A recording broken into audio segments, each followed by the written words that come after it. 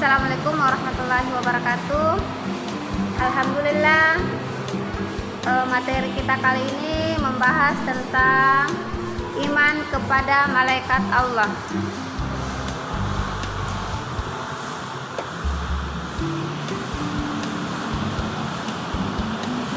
Adapun standar kompetensi, yakni meningkatkan keimanan kepada malaikat.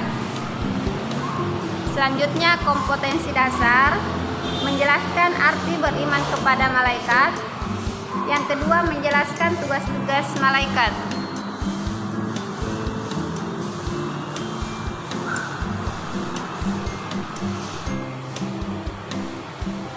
Adapun beberapa indikator atau hal-hal yang harus dicapai siswa pada proses pembelajaran.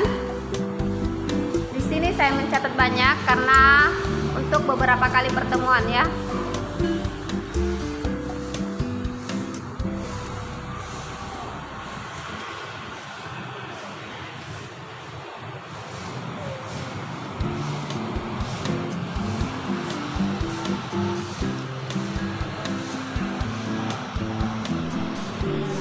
Oke, yang pertama ada menjelaskan pengertian malaikat Allah. Yang kedua, menjelaskan tugas-tugas malaikat. Ini ya.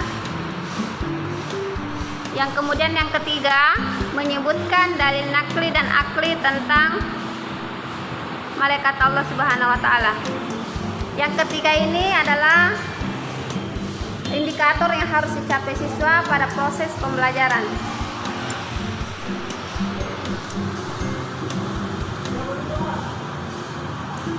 Adapun pengertian iman kepada malaikat adalah percaya dan membenarkan sepenuh hati bahwa malaikat Allah Subhanahu wa taala benar ada. Malaikat itu bersifat gaib, artinya tidak dapat dilihat dan dirasakan oleh panca indera, tetapi keberadaannya dapat dipahami. Bukti ini terlihat ketika wahyu disampaikan kepada nabi dan rasul. Allah mengutus manusia untuk menjadi perantaranya. Jadi malaikat diciptakan untuk menjadi perantara Allah kepada rasulnya maupun kepada manusia. Sebagaimana hadis yang berbunyi, Bismillahirrahmanirrahim. Fahbirni anil iman. Qala an tu'mina billahi wa malaikatihi wa kutubihi wa rusulihi wal yaumil akhir wa tu'mina bil qadari khairihi wa syarri. Rawahu Muslim. Lanjut. Ini ada beberapa tugas malaikat ya. Ya, seperti kita ketahui bahwa malaikat itu ada 10 dan mereka memiliki beberapa tugas. Pertama, malaikat Jibril. Malaikat Jibril tugasnya menyampaikan wahyu kepada para nabi dan rasul. Kalau kita jabarkan, malaikat Jibril diperintahkan oleh Allah Subhanahu wa taala untuk menyampaikan wahyu kepada nabi-nabinya atau rasul-rasul Allah Subhanahu wa taala. Kemudian wahyu tersebut diajarkan kepada umat manusia melalui rasul-rasul Allah. Yang kedua, Mikail membagikan rezeki. Di sini tugasnya malaikat Mikail adalah membagikan rezeki kepada seluruh makhluk hidup.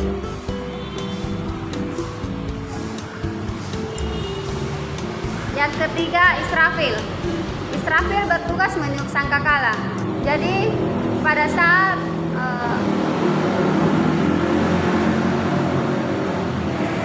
ya, soalnya ribut. Pada saat kiamat akan terjadi, maka malaikat Israfil akan meniup sangkakala, tandanya bahwa seluruh yang ada di dunia ini akan hancur.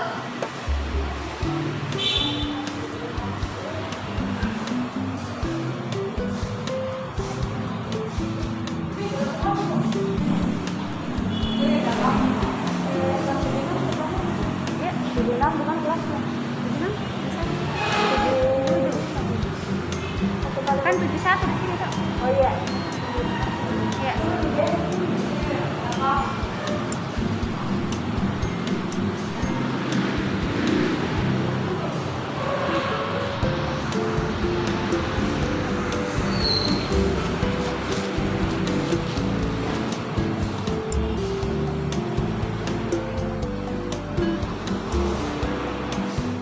Kemudian tiupan yang kedua adalah membangkitkan seluruh umat manusia atau seluruh makhluk hidup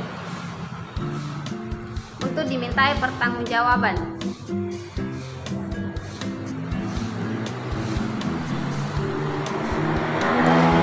Malaikat Israfil. Malaikat Israfil tugasnya adalah mencabut nyawa. Jadi seluruh yang memiliki nyawa atau ruh ya, yang memiliki ruh atau makhluk hidup semuanya akan meninggal, akan dicabut nyawanya oleh malaikat Israel. Kemudian Rakib dan Atid tugasnya adalah mencatat amal baik maupun amal buruk. Jadi segala amalan yang kita lakukan di dunia ini, baik yang kecil maupun yang besar, baik yang kita sengaja maupun tidak sengaja, semuanya akan dicatat oleh malaikat Rakib dan Atid. Selanjutnya Munkar Nakir. Munkar Nakir tugasnya adalah menanyakan di alam kubur. Jadi antara Munkar dan Nakir ini, Rakib dan Atid ini sebenarnya saling berhubungan ya. Karena selama manusia di dunia ini, semua amalannya akan dicatat oleh malaikat Rakib dan Atid.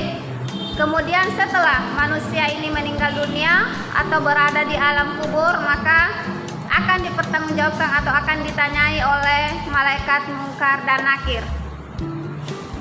Selanjutnya malaikat Malik. Ini sudah jelas bahwa malaikat Malik tugasnya adalah menjaga pintu neraka. Dan yang paling terakhir, Ridwan, menjaga pintu surga bagi orang-orang yang beriman.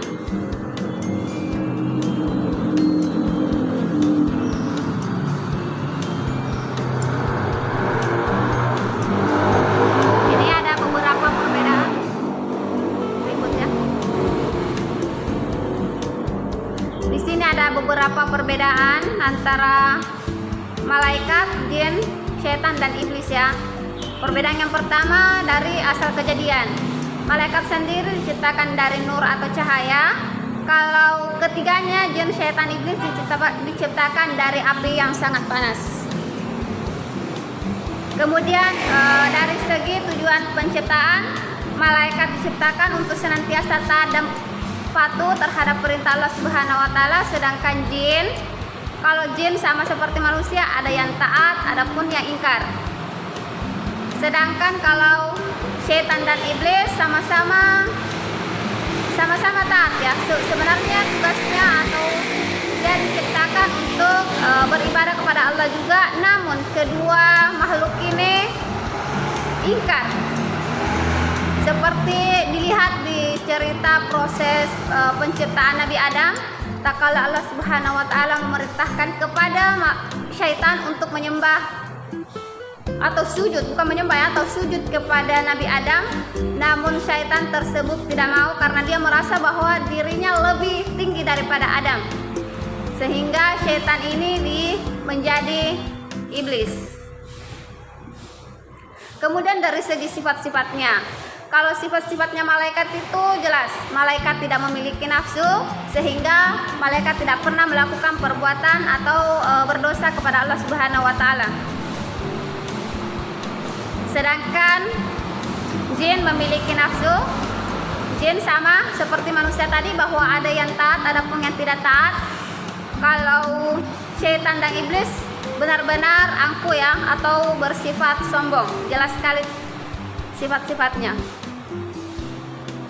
Kemudian dari segi tempat di akhirat, kalau malaikat semuanya sebenarnya di dalam surga ya, kecuali malaikat Malik, karena malaikat Malik bertugas untuk menjaga pintu neraka.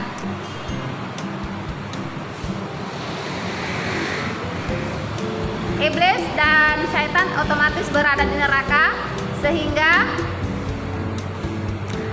dia akan berusaha untuk mencari teman. Jadi dia akan menggoda umat Islam, utamanya yang beriman kepada Allah Subhanahu wa taala, agar manusia itu lalai dari perintah Allah, lalai mengerjakan tugas-tugasnya, lalai beribadah kepada Allah Subhanahu wa taala. Sedangkan jin sendiri ada yang di surga dan ada yang di neraka, sama seperti manusia. Kemudian terhadap perilakunya kepada manusia berbeda. Kalau malaikat itu senantiasa memberi salam kepada ahli surga, mendoakan orang-orang yang mendapat Lailatul Qadar, dan mendoakan kebaikan bagi orang-orang yang beriman kepada Allah Subhanahu wa taala, serta memohon ampunkan segala dosa orang-orang yang beriman. Seperti tadi jelaskan bahwa syaitan dan iblis itu memang tugasnya atau perbuatannya adalah sukat menghasut, ya.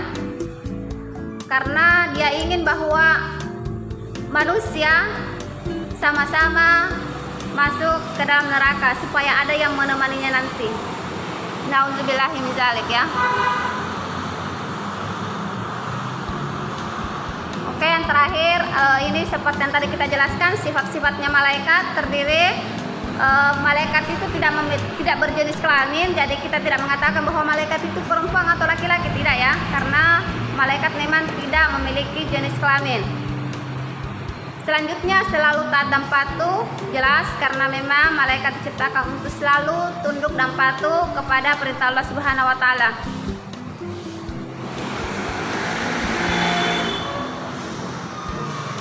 Dan yang terakhir, fungsi kita beriman kepada malaikat. Jika kita beriman kepada malaikat, maka itu akan meningkatkan ketakwaan kita kepada Allah Subhanahu wa taala. Jika kita merasa yakin bahwa benar-benar ada malaikat yang menjadi perantara kita kepada Allah, maka kita akan benar-benar bertakwa kepada Allah Subhanahu wa taala. Selanjutnya, setiap muslim harus meyakini bahwa segala rezeki yang dimiliki itu berasal dari malaikat Mikail. Jadi kita pun harus yakin atau kita pun harus meyakini bahwa segala rezeki yang kita miliki, baik itu berupa kesehatan, baik itu berupa kekayaan, semuanya itu berasal dari malaikat Mikail. Karena memang benar malaikat Mikail tugasnya adalah membagikan rezeki kepada seluruh makhluk yang ada di dunia ini. Jadi janganlah kita merasa angkuh atau merasa sombong dengan harta yang kita miliki, karena harta ataupun martabat, ya, tahta yang kita miliki bukan itu menjadi patokan kita merasa mulia di hadapan Allah, tetapi yang membedakan kita dengan manusia yang lain adalah hanya ketakwaan kita kepada Allah Subhanahu wa taala. Ada tadi harus ambil. Ada tadi harus datang ambil. Semua siswa.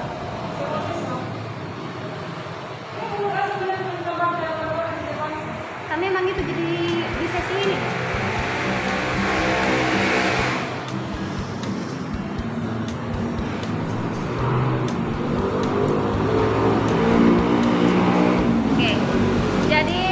Dengan kita meyakini bahwa rezeki kita akan tertukar, ya, kita harus meyakini juga bahwa apa yang kita miliki, baik itu sedikit maupun banyak, kita harus mensyukuri.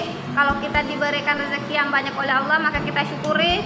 Kalaupun kita berada di dalam kecukupan, maka kita harus bersabar dan berusaha untuk selalu mensyukuri apapun yang diberikan Allah Subhanahu wa taala, karena di balik itu semua ada berkahnya. Oke, saya kira cukup sekian materi kita pada kali ini. Semoga ada manfaatnya bagi kita semua. Billahi fisabilil haq fastabiqul khairat. Assalamualaikum warahmatullahi wabarakatuh.